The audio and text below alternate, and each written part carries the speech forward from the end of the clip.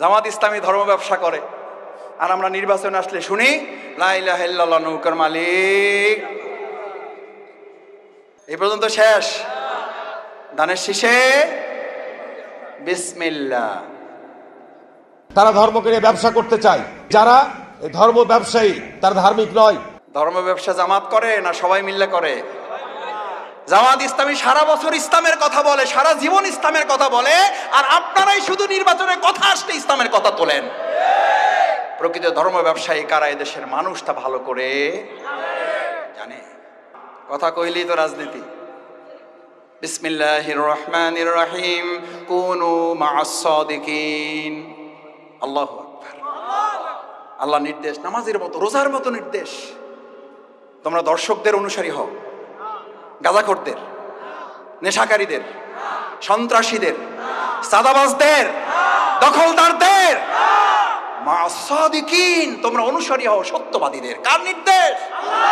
জামাতের আমিরের, মাওলানা আবুল হোসেন ভাইয়ের, শফিকুল ইসলাম মাসুদ গুনাগারের। আরে ভাই, কার নির্দেশ? জোরে বলো।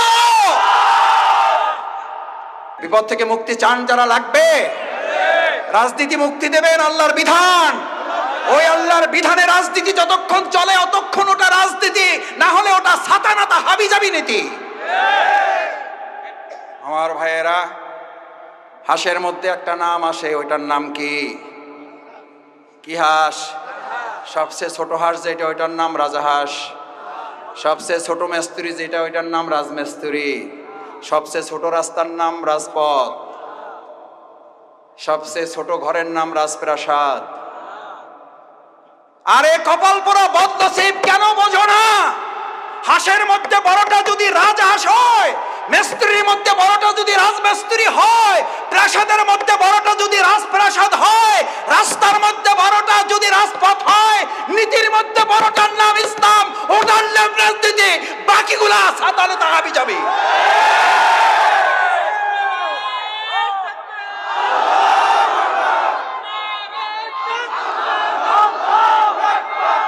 আমরা রাজনীতি করব না। আমাদেরকে রাজনীতি করতে নিষেধ করেন, আমাদেরকে রাজনীতি করতে নিষেধ করেন। রাজহাঁসকে পৃথিবী থেকে বিদায় দেন। রাজমিস্ত্রিকে বলে দেন তোমাদের আর রাজমিস্ত্রি করে চলবে না। রাজপথ বাদ দেন, অলিগলিতে হাঁটেন। রাজপ্রাসাদ কন্ট্রোল করবে আগামী দিনে ইসলামের রাজনীতি। ইসলামের রাজনীতি যাত্রাবাড়ির মসজিদে ইমামতি করবে গণভবন, রাষ্ট্রভবন এবং আমাদের বঙ্গভবনে ইমামতি করবে ইসলাম। আমি একটা কথা মাঝে মধ্যে বলি, ইসলামের নীতিতে মসজিদ চলে বলে মসজিদে গেলে শান্তি না অশান্তি? ও ভাই, মসজিদে গেলে শান্তি না অশান্তি? ওটা কিসের আলোকে চলে?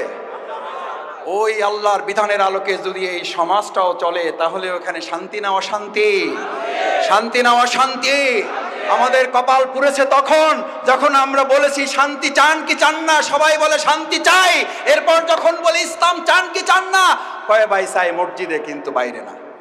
রাসূল করিম সাল্লাল্লাহু আলাইহি ওয়াসাল্লাম ওই জামানার কাফির মুকরিশ এটা বলতো না? বলতো না? কি বলতো? আগে আন্দাজে বলে দিলেন। বলতো কি বলতো বলেন? বলতো মুহাম্মদ সাল্লাল্লাহু আলাইহি ওয়াসাল্লাম, তুমি মসজিদের ইমামতি লাগবে নেও। বলছে না বলে নাই? ও ভাইয়েরা, বলছে না বলে নাই? সমাজের সবচেয়ে সুন্দরী লাগবে, বুঝছি তো, তোমার একটু চাই, আচ্ছা ঠিক আছে লও, কয়টা লাগবে লও। বলছে না বলে নাই? গাড়ি বাড়ি লাগবে, কি লাগবে বুঝছি, একটু গরিব টরিব আছো, একটু টাকা পয়সার প্রতি একটু। আমাদেরকেও এখন কেউ কেউ বলে ঘটনা কি, জামাত ইসলামে একটু লাফায় লাফায় ভাব। মুহাম্মদ রাসূলুল্লাহ সাল্লাল্লাহু আলাইহি ওয়াসাল্লামকে একই কথা বলা হয়েছে, এবং সেটা কি মুসলিমরা বলেছে না কাফিররা বলেছে? মুসলিমরা বলেছে না মুশরিকরা বলেছে? কাফিররা বলেছে না আবু জেহেল আবুল হাবেরা বলেছে? কোরআন নাজিল হয়ে গেল বিসমিল্লাহির রহমানির রহিম, ওয়াদ্দু লাউ তুদহিনু ফায়ুদহিনুন ফালা তুকাজ্জিবুন। এরা অবশ্যই মিথ্যাবাদী। ফালা তুতিল মুকাজ্জিবিন ওয়াল কাফিরিন ওয়াল মুনাফিকিন। মুহাম্মদ সাল্লাল্লাহু আলাইহি সাল্লাম ওরা আপনার কাছে প্রস্তাব নিয়ে আসছে, শুধু মসজিদে থাকো, কোনো অসুবিধা হবে না। শুধু গাড়ি বাড়ি সম্পদ দিয়ে থাকো, কোনো অসুবিধা হবে না। শুধু রাষ্ট্র পরিচালনায় তুমি মাথা ঘামাইতে লড়াইটা কি মসজিদ চালানো নিয়ে না রাষ্ট্র চালানো নিয়ে? যুদ্ধটা কি মসজিদ চালানো নিয়ে না রাষ্ট্র চালানো নিয়ে? আরে ভালো করে বোঝা যায় না? না যায় না? আজকে যুদ্ধ হবে মসজিদ চালানো না রাষ্ট্র চালানো নিয়ে? আর আমরা কি শুধু মসজিদ চালাবে নাকি রাষ্ট্র চালাবে? এটা কি হুজুরদের সুন্নাত না রাসূল সাল্লাল্লাহু আলাইহি সাল্লামের সুন্নাত? তোমার নেতা আমার নেতা বিশ্বনবী মুস্তাফা, তোমার নেতা আমার নেতা বিশ্বনবী মুস্তাফা। রাসূল করিম সাল্লাল্লাহু আলাইহি সাল্লামের টুপির সুন্নাত মানবেন, লম্বা জামার সুন্নাত মানবেন, দাড়ির সুন্নাত মানবেন, খাওয়ার আগে পরে মিষ্টির সুন্নাত মানবেন, দুপুরে খাওয়ার পরে কাইলুলার সুন্নাত একটু মানবেন। কিন্তু যে রাসূল সাল্লাল্লাহু আলাইহি সাল্লাম ইসলাম দিয়ে মসজিদে নববীর ইমামতি করেছেন, আবার মসজিদে নববী রাষ্ট্র পরিচালনা রাষ্ট্রপতির দায়িত্ব পালন করেছেন, এই সুন্নাত আপনি না মেনে কাল কিয়ামতের দিন সুপারিশ পাবেন। কে কে হাত জাগান? জাগান হাত। তাহলে শফিকুল ইসলাম মাসুদ রাজনীতির কথা বলবে না। তাহলে শফিকুল ইসলাম মাসুদ মসজিদ পরিচালনার বাইরে রাষ্ট্র পরিচালনার কোনো ওয়াজ এখানে আর করবে না, ভবিষ্যতেও বলবো না। আর যদি না বলে, রাসূল করিম সাল্লাল্লাহু আলাইহি সাল্লাম বলেছেন সত্য কথাটা বলতে পারে না, ও হচ্ছে বোবা শয়তান। আমরা বোবা শয়তান হব না, বোবা শয়তান থাকবো না, বোবা শয়তান কাউকে হতেও দেব না। ভবিষ্যতে যদি কেউ এই সময়ের অবমূল্যায়ন করেন, ভবিষ্যতে যদি আল্লাহর কসম খাওয়ায় সময়কে কেউ বুঝতে ভুল করেন, ভবিষ্যতে যদি কেউ এই সময়কে আপনারা আবার ফ্যাসিস্টের মতো কেউ ব্যবহার করেন, মনে রাখতে হবে আপনার আমার কপালে হয়তো ৪৫ মিনিট না ৪৫ সেকেন্ডও আপনার কপালে জুটবে না, আপনি হেলিকপ্টারে ওঠার সময় পাবেন না। কারণ এটা কার কসম?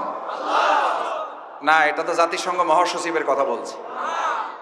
আচ্ছা, যদি জাতিসংঘ মহাসচিবের কথা না বলি, যদি এটা কোনো প্রধানমন্ত্রী, এটা যদি কোনো রাষ্ট্রপতি, কোনো দলের মন্ত্রী এমপি, অথবা দলের কোনো আমির, অথবা দলের কোনো সভাপতি চেয়ারম্যান মহাসচিবের কথা না বলি, যদি এটা কোরআনের কথা বলি, তাহলে যদি শফিকুল ইসলাম মাসুদের গা জ্বলে, তাহলে বুঝতে হবে ওই ব্যক্তির সাথে কোরআনের সম্পর্ক নাই, ওই ব্যক্তি কোরআনের বিরুদ্ধে শত্রু, কোরআন সহ্য করতে পারে না, কোরআন বিরোধীদেরকে আল্লাহ সহ্য করেন না।